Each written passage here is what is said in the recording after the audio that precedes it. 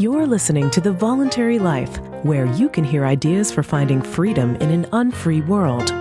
Visit thevoluntarylife.com to connect with the show and hear all past episodes. Here's your host, Jake. Hi, it's Jake here. Welcome to The Voluntary Life. This week's episode is about personal freedom, and I want to share with you an idea that comes from the book How I Found Freedom in an Unfree World by Harry Browne. And it's an idea called the identity trap. I've talked about Harry Browne a number of times on this podcast. He was an investment advisor, and he wrote a book about the permanent portfolio, which is the approach that I take to investing. But he also wrote a lot about personal freedom. He was a libertarian, and he wrote a book called How I Found Freedom in an Unfree World, which again I've mentioned before on this podcast. And I also did a book review of that book, a discussion with a group of people a long time ago, and I'll put a link to that in the show notes. The book had a big influence on me, as I've spoken about before, but it's a long time since I read that book. And I know that there are some ideas in the book that I have a different perspective on now as well, and some things that I disagree with, but I still think the ideas are very useful and very interesting. So I'm going to share some of them with you as individual episodes, and I'll share the ideas as Harry described them, and then I'll provide you with some of my own thoughts and my own commentary on these ideas. And that's what I'm going to do in this episode with an idea that Harry Browne called the identity trap. And for this idea, I've actually found a clip of Harry talking about this himself. So I'm going to let Harry Browne describe this idea to you first, and then I'll share my thoughts on it. So here's Harry Browne talking about the identity trap. I wrote How I Found Freedom in an Unfree World to demonstrate that by following unrealistic premises, we give up a tremendous amount of freedom of our own free will, if you can stand the irony. That on our own, without any nudge from the government whatsoever, we managed to give away a great deal of the freedom that we could have. And so I built the book around 3 sections. The first part is a series of traps. And I defined a trap as being something that has 3 elements. First of all, it is an assumption that is widely held by people. Secondly, it is not true. At least it should. I think it's not true if you examine it very closely. And third, it inhibits your freedom. By accepting this premise, this trap, you are giving up a great deal of your freedom. The most basic trap of all is what I call the identity trap. And that is the belief that you should be something other than what you are. That you must be the kind of person that other people expect of you. That you must live up to an ideal that somebody else states. And this can be in big ways, going into the business that your family has set out for you. Or it can be in small ways, being in a conversation out here in the foyer and saying what you think people expect you to say rather than what you really believe. I mean, there are huge, huge violations of the identity trap, and there are very trivial ones. But they are the most common kind of trap, and they're at the root pretty much of all the others. There are other traps as well, but they all revolve around these 3 basic elements, and that is that they are widely held beliefs that on closer examination will not stand up and in some way or other inhibit your own freedom of action, so that you are not living the kind of life that you can imagine would be better for you. Now, I begin the book with 3 basic premises in discussing the identity trap. The first is the realization that every individual, by nature, by virtue of being a human being, is pursuing happiness. And what do I mean by happiness? Well, happiness can be defined almost any way that you choose to do so, and you can reach a whole lot of conclusions depending on the way you define it. But really, happiness, I think, is very simple. It is the feeling of well-being, a mental feeling that we get. Now, happiness can come from watching a good movie. Happiness can come from making love. Happiness can come from reading a good book or listening to good music. Happiness can come from doing good works. Happiness can come from making $1 million. Happiness can come from all different kinds of things. But what they all have in common is that they all give the person who has done this particular thing the feeling of well-being, as opposed to a feeling of discomfort or anxiety or unfulfilledness or whatever it may be.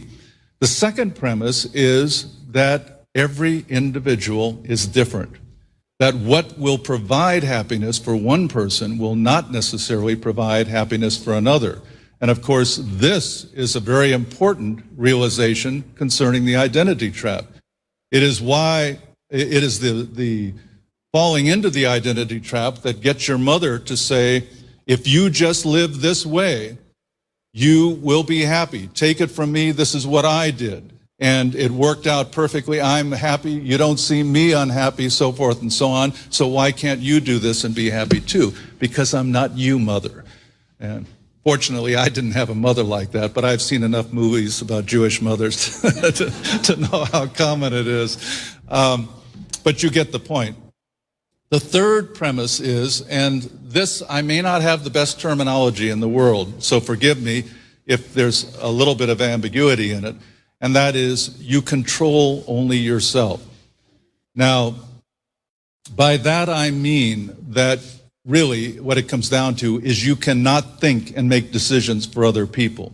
You can only hope to influence other people by creating alternatives that you hope will lead them to choose one thing over another. Now, the alternatives that you create may be sticking a gun in the person's ribs, but he still will decide whether he wants to risk death or obey you or whatever. Or the alternatives that you may create will be offering him money or being a good person, helping that person, whatever it may be. But the point is that he will still make the final decisions. And the irony is that if you think you're going to control others, you wind up being controlled by them. That when you decide that you must control your son, for example, or your business partner, or somebody else, you give up control to that extent over your own life. Because now you must pay attention to everything that person does. Now you must follow that person around and stop him every time he's going to do the wrong thing. Now you must react every time he acts. You must respond in some way, and you are no longer initiating the action in your life. You are now a passive person who is responding to what that person is activating from one thing to the next. And so you have in the process given up control over your own life by trying to control others. So that was Harry Browne talking about the identity trap. So just to summarize what Harry was saying there are many widely held beliefs that are untrue, that if you adopt them, they will inhibit your freedom. So you can be more free by being critical of these ideas. And a very important one that he talks about is the identity trap. And that is the belief that you should be someone other than yourself, or that you should be the person that others expect you to be, rather than who you really are. And Harry says that the other side of that belief, the other side of the identity trap, is the assumption that others will do things in the way that you would. So he makes these 3 points about the identity trap. He calls them 3 premises, and he says the first premise is that every individual is pursuing happiness in their own way. And the second premise is that every individual is different, and that what makes each person happy will be different, depending on their own individuality and their own personal character. And his real conclusion from that premise is that you have to determine for yourself what the right way for you to live is, what your beliefs and values are, and not adopt the ideas that others have for you, at least not adopt them unquestioningly. You have to choose for yourself what you want from your life. And just as you have to choose for yourself what the best way for you to live is, he also makes the point that you can't be free if you try and control others and try and get them to behave in the way that you want them to behave, or to expect of them that they should behave in the same way that you do. You can't get them to want the things that you think they should want. You have to recognize what they actually do want themselves and not force your own expectations on other people.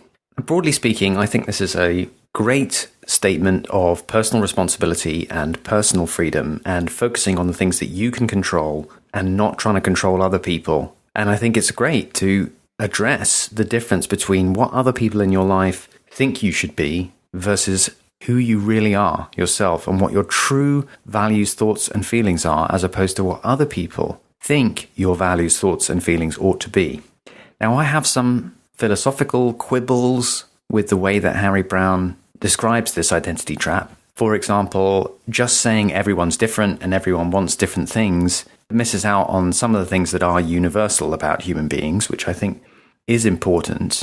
We can communicate with each other because we do have shared ways of thinking, in particular rationality. But that's a separate discussion, and it's not important compared to the main point that Harry's making about choosing your own life for yourself. I really appreciate him identifying this trap, this identity trap, and focusing on the idea that you are the one making yourself unfree if you accept what other people think you should be and try and live up to other people's views of what your life should be about, and that it's up to you to change it, to change your own life. And by the same token, to stop trying to change others and stop trying to control other people. You can seek to persuade and to influence people, but trying to control other people is actually going to end up making you less free. And I really appreciate all of that. I think these are very useful things to think about. But there are two key questions that Harry Browne doesn't really address when talking about this identity trap.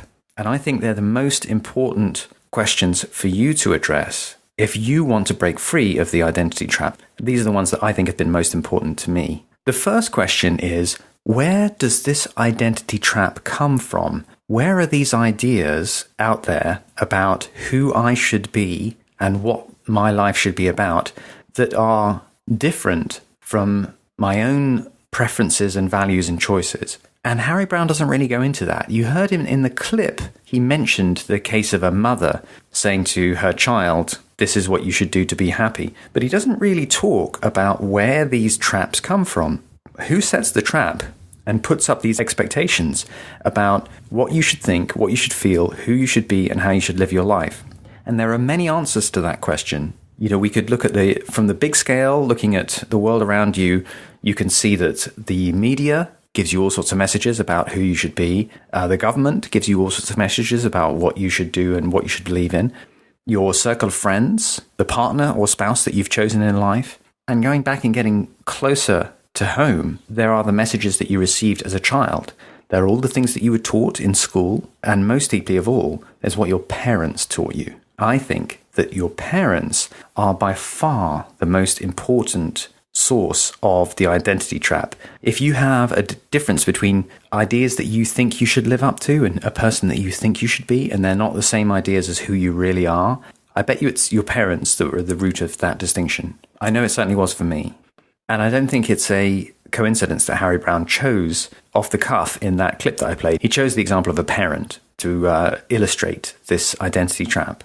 And the reason I think that parents are so important is because we instinctively look to our parents for guidance about how to survive in this world and in this life. We get our values and our ideas and our worldview from our parents. And that's why the default position that everyone has is to find a way to make the world fit within the values and paradigm and worldview that they learned in childhood from their parents. I think about this a lot at the moment because I am a parent now, and I think about the responsibility that we have towards my daughter. And I read a parenting book recently, which really brought this to mind for me. And in this book, there are lots of parenting ideas and parenting tips. And one of the ideas in the book was about helping your children with transitions. I think they were talking about the transition from sleeping in the same room to sleeping in a separate room, but it might have been about potty training. I don't remember what transition it was talking about. The basic idea was that as parents, if you want to help through your child through a transition, one way that you can do this is to create a personalized bedtime story where you take pictures of your child and you make this book. And it's a book, let's say that we're talking about potty training. It's a book which explains to your child, let's say you have a son whose name is John. It explains, here's John, he's a baby and he wears nappies. And then one day, John's going to be bigger and he's not going to need nappies anymore because he's going to use the potty. And this is what happens when you get bigger. You stop wearing nappies and you say when you want to go to the toilet and then you use the potty. And so it's a way of helping your child through this transition by giving them a sense of the roadmap ahead of what is going to happen for them and what the way forward is. But what I found funny about this idea, just looking at it, was that it's basically propaganda. You're creating a little book to essentially, in a benevolent way, brainwash your child into behavioral change. You're saying this is what's ahead and this is how it's going to work. And I'm not saying there's anything particularly wrong with this example. I just want to make the point that in a million little ways, you are responsible for teaching your children about how the world works, about what human beings do, and about how we live. And consequently, that's your most important source of identity as a child, is what your parents say to you. Now, Harry Browne didn't really go into that in this. He just made a general point that there's a difference between what other people think you should be and what you yourself want from life. But I think it's worth evaluating who are these other people who want different things for you or expect different things of you. And I suggest that the most important source of any differences is going to be the one closest to home, which is going to be your parents. That was where the identity trap was most important for me, was thinking about the difference between what my parents chose about life and what I choose for myself. I started out from the view that marriage was kind of an antiquated institution, a little bit ridiculous and old-fashioned and pointless. And now I'm married, and it's actually very important to me and meaningful to me to be married. I started out with the idea that to do good in this world, I should be highly political and active in politics. And now I'm completely against politics, and I see politics as being irredeemably corrupt and vicious. And I think the way to do good in life is through civil society. Those differences that I described to you are difference between the ideas that my parents had about life and my own values that I have come to understand. And that's where I think you're going to find real value if you want to think about the identity trap. But it's very painful and difficult to evaluate the values of your parents and the choices and decisions of your parents. Now, there are obviously other sources of ideas floating around about who you should be that may differ from who you really are. And I think school is another very important one. And I should imagine that if you went to a boarding school, that would be even more significant an influence on you and your identity, because you spend significantly more time as a child in school than somebody who just went to a regular day school like I did, for example. But the point I want to make is that if you're thinking about the identity trap and the difference between what other people think you should be and who you really are, I think the key question is, who are we talking about? What other people are we talking about? And it's worth considering all the different ideas out there about who you should be, what you should think, and what your values are compared to yourself. But it's very easy to think about things like the media, the government, society at large, because that's kind of impersonal and not as deep-rooted. Whereas I think it's more beneficial to really go back and think about your own family and your parents and their ideas. And if you do think you have expectations of yourself and who you should be that are not true to yourself, that's the place that I would start looking to identify where they come from. That brings me to my second question. This is really a question that I would ask Harry Browne, because he died many years ago. But if I were to ever meet Harry, I would ask him, what are the most important sources of identity traps, and how do you evaluate which ones are more important? That was my first question. But I'd also ask him the second question, which is, how do you determine what your true self is compared to this identity trap of what other people believe you should be? Because Harry just sort of states it as a difference. There are these ideas that others have about who you should be and how you should live, and they may not be the same as what the ideas that you have about what you want from life, who you really are, and what's really going to make you happy. And I think that's actually a really hard struggle to determine who you are and what you truly believe in, and what your core values are, what your ideals are, and what you want from life, what's going to make you happy.